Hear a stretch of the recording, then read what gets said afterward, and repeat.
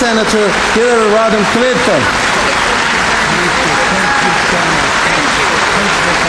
I'm happy to be here. Good evening. Good evening. Thank you so much, Gökhan. Thank you all for that warm, warm welcome. It is an honor to be back here with you again at the second annual Friendship Dinner. I am delighted to have been asked back again this year because I very much believe in the bridge that Gökhan was discussing, the bridge between our countries, between our people, a bridge that I hope will grow stronger and sturdier over the years. I know that there are distinguished members from the Turkish government here, and I wish to welcome them and recognize them, including Prime Minister Erdogan.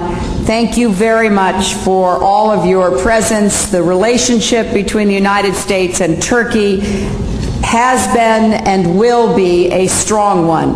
I very much remember with great personal satisfaction the wonderful welcome that my husband and my daughter and I were given, and the strong bonds that existed when my husband was president between Turkey and the United States. I personally hope that we will continue to grow those bonds, and the Turkish-American community and the work of the Turkish Cultural Center here in New York are evidence of that. As you gather this evening, bringing together so many from the community, I want to wish you the very best. You know, just as you are gathered here, many people from across the world have come together during Ramadan, praying and honoring family and community, rededicating yourselves to your shared values. I remember when, as First Lady, I hosted the first Ramadan celebration in the history of the White House. And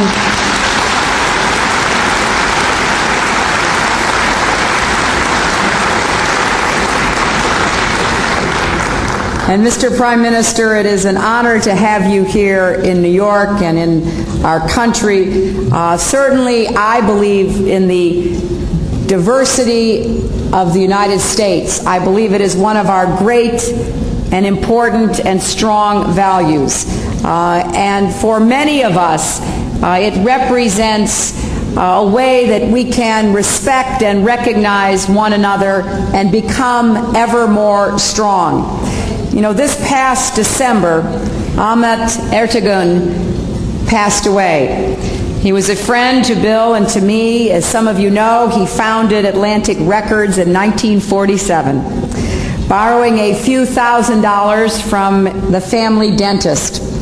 And he became a great source of inspiration and success. He was a signal example of the contributions of Turkish people to the United States. We are a nation of immigrants, and I am proud to be a senator from the state that honors immigrants. And so long as I am in public life, I will as well.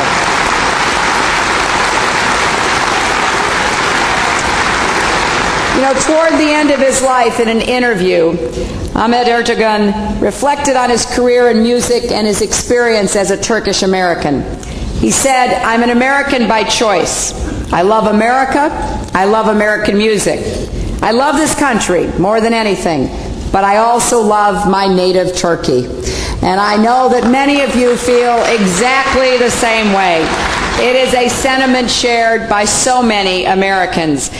As First Lady, I was privileged to travel to 82 countries representing the United States, and I was honored to travel to Turkey twice.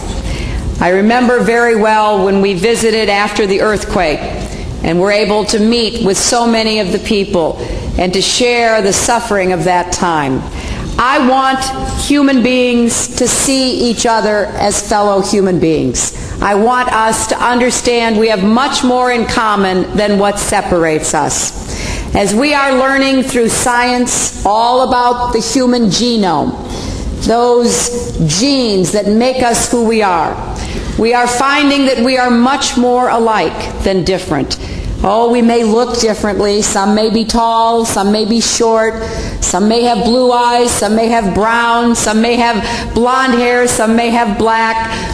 We may be different races, religions, and ethnicities. But God made us all the same. And it is our job while on this earth to respect our differences and work to find common ground for the betterment of humanity. And it is an honor to be here for this friendship dinner. Thank you all very, very much.